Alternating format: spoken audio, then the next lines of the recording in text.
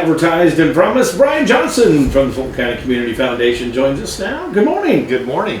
How was your walk over? Well, it was actually a drive over today, so I do have an excuse. I'm running some errands after this, picking some stuff up, so that's my excuse. But I am kind of confused. I saw on the calendar yesterday was the first day of spring. Yeah, it's supposed to be spring. Welcome to spring. It was nice yesterday. Yeah. Baseball season, this is great. Well, I mean, snow. We need a little bit of snow. At least it's not the blizzard that some of my family was around yesterday in different areas of the country. But good old Indiana weather. Yeah, it'll probably be sunny. And it will be tomorrow. Yeah, it's supposed to be mid-50s, sunny tomorrow. And we had exciting weather last night. That I always laugh. Everybody always says only in Indiana, but it's got to come from somewhere else too. So it's the whole Midwest. Yeah, I grew up in another Midwest state, and it's pretty similar. So you never know. So. Anyway, but at least we don't have hurricanes. That's my motto. Very true. No hurricanes and not many earthquakes. Now that I said that, I've jinxed us. We'll get a hurricane. Not responsible for either of those. What's happening at the Community Foundation? Got a few things going on at the Community Foundation right now. A grant application that we talked a little bit about last month. We have a couple out there that do have deadlines. The Kewanna Union Township Endowment Fund and the Liberty Township Endowment Fund. Both of those funds benefit individuals and projects that work in those two communities. So if you have an organization that's serving folks in either Union or Liberty Township and have a need for some funding, we'd love to see a grant application from you. The deadline is May 5th. So I have a little bit of time on that, but now would be the time to be thinking about that, and a really great group of organizations that we've been able to support in the past, and we're looking forward to more applications this year. So if you have any questions, don't hesitate to reach out to myself or Hannah Bainey, who is our program director, with questions about those funds. We'd love to continue helping organizations in those communities do some great things. So really excited about that. Those applications are available online at icf.org, and you look on the Fulton County grant page and you'll see the process to get in there. But May 5th is the deadline for both of those. Pretty easy process. Easy process. The question that we often get is, do I need a grant writer to do this? Nope. No. If you can tell me about your project, you can tell me about your organization, you can do our grant application. You may have questions, and that's what we're here to help with.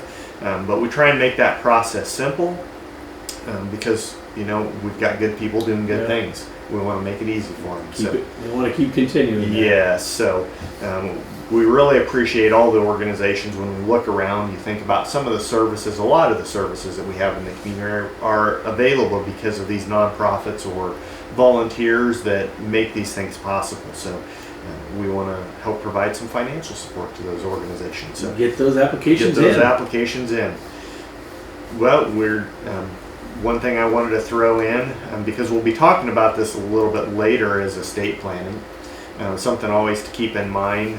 We have a number of organizations in our community that benefit as a result of estate plans. So I always encourage folks to think about the things that you've supported during your lifetime. Would you like to see those supported in a continuing way? A lot of times a gift supporting an organization or a cause in your estate plan can help carry on your legacy after you've gone. So something always just to think about. Sometimes there are tax savings. This is where I put my disclaimer on. I'm not an attorney, I'm not an accountant, so talk with your attorney, talk with your accountant about how a gift like this can be included and maybe reduce some tax benefit or reduce some tax burdens. We don't want to reduce those tax benefits. That's part of our goal. But, so that estate planning, I know a lot of folks have had some conversations over the past few months are thinking about that. And, a good way to support causes that an individual is excited about. So a couple other things that we've got going on. We've been partnering with the Chamber on some nonprofit training. So we've got that coming up April 23rd and 30th and May 7th that will be offering some areas on things like marketing and social media and fundraising. So if you're a nonprofit and you're interested in learning a little bit more about those areas, let me know. We're inviting some organizations, but may have some room for additional organizations to join us. We did this a couple years ago. A lot of organizations found this beneficial, and these were a couple of areas that they said, hey, we'd like to know a little bit more about this. So how do you get the word out? How do you raise funds? How do you let people know what you're doing? All those exciting things are things that we're going to be talking about on that. So we're looking forward to that. Something else I made a note about to mention, a little over a year ago we had some listening sessions, and we appreciate all the folks that participated in those. And a couple things that came out of those listening sessions were housing. I don't think that surprised anybody. No. Houses, if you've looked at trying to buy a house or move to the area, there's not a whole lot available, so we could use some more housing. We're able to partner with organizations like Fedco and some other local community organizations and businesses and work on a housing study. It's very exciting to see some development happening. We're looking forward. Rumor has it there's going to be some groundbreaking later this spring. Yeah, looking forward to that. So excited to see that and provide those housing opportunities for folks. Another thing that came out of those conversations was childcare. We have a lot of employers and employees that are looking for childcare solutions, and the capacity again is not there to support the need that we have. So we've been working with a number of organizations, again the Chamber, Economic Development, Fedco, local schools, to work on putting together a coalition for childcare that will help build some of that capacity. So we're looking at doing some research and then some implementation programs for that. So a couple of things that were mentioned during the listening sessions, I don't think it's really surprised anybody, but kind of reaffirmed the fact that these are two very significant needs. So appreciate everybody that participated in those listening sessions. We'll probably have some more detailed updates here in the near future about that, but really exciting to see some movement on these projects. Mm-hmm. It's always good to see, after the hard work of getting things together, some movement. Some movement and some actual things happening. Yeah. You think about area. I'm excited about the 55 plus housing development that's coming in. Will be a great area, some great amenities, and some other projects that are happening that are still in the works right now, that are as a result of this housing study and finding the need and really putting some numbers with that, so we can say, you know what, we need this. We know we need this, but now we can define what we need. Right. So really appreciative to Fedco and all the organizations that participated in that and are leading that charge. So really exciting to see it actually happening. So, well, today I wanted to talk about a couple of specific types of funds within the Community Foundation. And I mentioned estate planning. I'll give you a couple examples here as well. But with this time of year, a lot of times we have the opportunity to go to organizations, nonprofits that are serving the community, and provide them with financial support from what we would call agency funds and designated funds. Those are some technical terms, really not all that exciting, but really describe what those funds do. So if I can define those. So again, we talk about endowments. Donors make a gift. That gift is invested. Those earnings are then what come back to the organization. These are all endowment funds, but an agency fund is a fund that is established by an organization to support that organization's cause. So you think about that long-term support for the organization. A lot of times organizations will say, we want to create an endowment fund to show the community that we're around for the long term. Ongoing support. So agency funds are a fund established by that organization to support that organization. Designated funds are very similar. The difference is that a designated fund is going to be created by somebody other than the organization, and the organization is designated. So one of the neat things about that is you or I can create a designated fund, and there may be a couple of causes that we're really excited about. And we can say, here are the organizations we want the support to go to. So I can support a couple of different organizations. So really they work the same way. What happens is this time of year it's always exciting because we can take a check and we can say, your fund has produced this much and here are monies for you to use as an organization to support the cause that you need. And we just had one of those organizations in talking about you showing up with a check. All right. Well, that's always the library exciting. was the in. library. Yes, they were in and said, always love to see Brian showing up to our meetings. It's funny. I have the Fulton County Public Library Fund on my list here.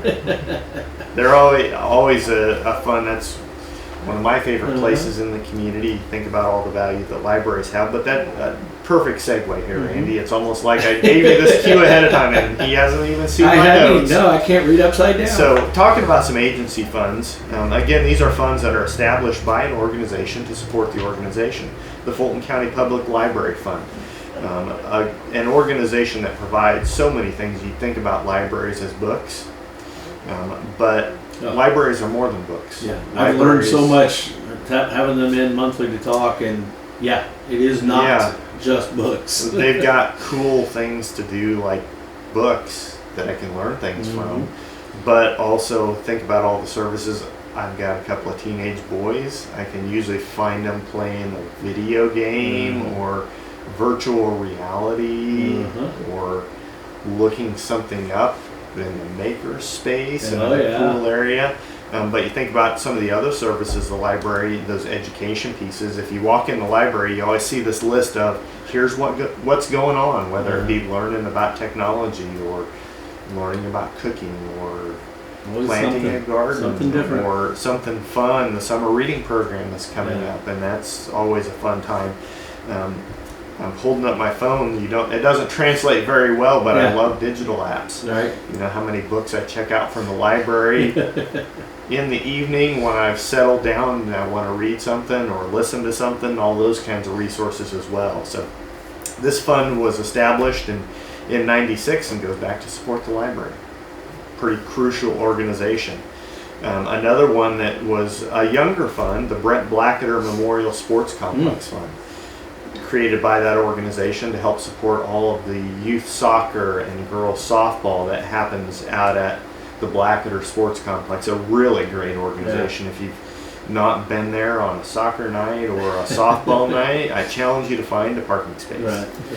It's pretty cool to see how active that area is and all the youth activities that are going on out there. Really neat. Really neat sports complex and a great asset for our community. Another organization that created an endowment fund was the Compassionate Health Care. A really vital organization, an organization that literally saves lives every year. Really neat to see that organization and providing that ongoing support for the organization that serves people that may not be able to afford health insurance. It's neat to hear the stories about how not only they've helped people recover from things, but prevented medical situations from becoming emergencies. So I'm not going to the emergency room because now I can afford that ongoing health care that helps me stay out of that emergency room. So really neat organization to see supported. So these are examples of agency funds. Again, these are funds that were created by these organizations to support the organization in an ongoing way. Designated endowment funds. These are funds that are created by individuals to support specific organizations in our community. We have a number of these. The first one that I had on my list was the Olive Jane Hathaway Animal Center Supply Fund. Really neat fund. Of course, our animal center is a pretty cool organization. My family has benefited from that. And we have 2 alumni at home from that organization. They do a great job of connecting folks with animals that fit the family. And this was a fund. The Olive Jane Hathaway Animal Center Supply Fund was created by Laura Snipes in memory of her mother, Olive Jane, and somebody who loved animals. So what better way to remember her than being able to provide support to this organization on an annual basis. Little plug, last I saw, the kennels are full. So if you're thinking about adopting a dog, now is a great time. Perfect spring. time. It will be spring at some point. Yes. It won't be snowing. Be nice. Be a great way to get that exercise. Take the dog for a walk. Chase a cat around the yard. I don't know if that's a thing. We're more dog people More at our dog, house, yes. but not opposed to cats. They're all great. So, but now would be a wonderful time to go out and stop by the animal center and say, "Hey, I'm interested in adopting a dog." Yes.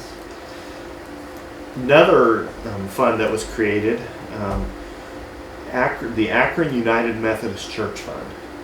This was a fund that was created by Helen Pikecutter to support the Akron United Methodist Church, and this is something that we see a lot of faith-based organizations have individuals that participate throughout their lifetime that say, "Hey, we want to be able to support these in an ongoing way." So it's neat to see how this fund that was created 20 plus years ago is still supporting an organization in our community that's doing great things. That's cool. So another one, when we talk about estate planning, it's pretty simple to leave that in your will.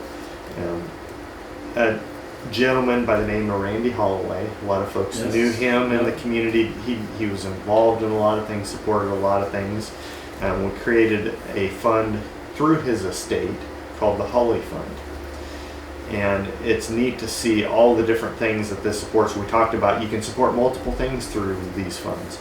So the list includes youth baseball, youth football, youth softball, soccer, and Shop with the Cop program. Those organizations every year now get a distribution check from this fund because Randy said, "You know what, these are organizations that I was involved with or I want to see supported in an ongoing way," and it's neat to see his legacy now every year. He's not there to be able to coach anymore, but he's there to be able to provide financial support for these organizations that are doing such great things. And like you said, it will be spring. Baseball, softball, soccer practice is starting. This is the season where you start with a winter coat on, but we've got some great organizations. Again, I've been able to observe these firsthand and benefit from all these organizations helping out youth in our community, and what better way to keep those supported than to create a designated fund to help support them after I'm not able to be involved with these organizations. So just a really quick snapshot. Again, this is a time of year, like you mentioned with the library, that we get to go around to these organizations and say, here's the financial support from this endowment fund, and every year it's encouraging to see. I always like to say thank you to folks, because you think about a library board or a youth athletics board or a animal service or a healthcare organization. These are organizations that exist because of volunteers. Yeah. These are services that we have because people step up and say, "I can do something, I can help with this, and I'm excited to be able to help with this," whether that be your time, whether that be your talent, the knowledge that you have, or in some cases it's the treasure, it's the financial support to be able to help support these organizations in an ongoing way. So really neat when we see these agency and designated funds and how they support really important organizations in our community. And thank you to all the folks that make these organizations go and make it possible to have these services. So there won't be a quiz today. No, a lot of information we threw in good. there, but a really neat way to see some of those funds that benefit really crucial things in the community. So just a couple of reminders about the things that we talked about. First of all, the Kewanee Union Township Endowment Fund and Liberty Township Endowment Funds are both accepting grant applications. If you're an organization serving folks in those communities, you have until May 5th to be able to get that application filled out and into us. Questions, don't hesitate to call. We've got nonprofit training coming up on April 23rd and 30th and May 7th. If you're an organization and would like to be a part of that, learn about marketing, social media, all those things, probably maybe some radio things. I mean, I hear this is a media network, or TV, RTC. We can't leave RTC Channel 4 out. And then some fundraising things, again, the 23rd, 30th of April, and then May 7th. And if you just have questions about what the Community Foundation does, how maybe you're thinking about, I have an organization or a cause that I want to support in the community, how do I go about doing that? We'd love to talk to you about that information. So you can find us online, nicf.org. Find us on Facebook, Northern Indiana Community Foundation. Give us a call, 574-224-3223, or stop by our office, 227 East 9th Street here in Rochester, and love to talk to you about any ideas you have for the community. Brian, always great talking with you. Some great information there. So if you got questions, make sure you reach out and get those applications in. We're looking forward to it. Brian Johnson, the Fulton County Community Foundation. That's going to do it for the Giant FM Morning Show here on this Thursday. Have a safe day out there, everybody.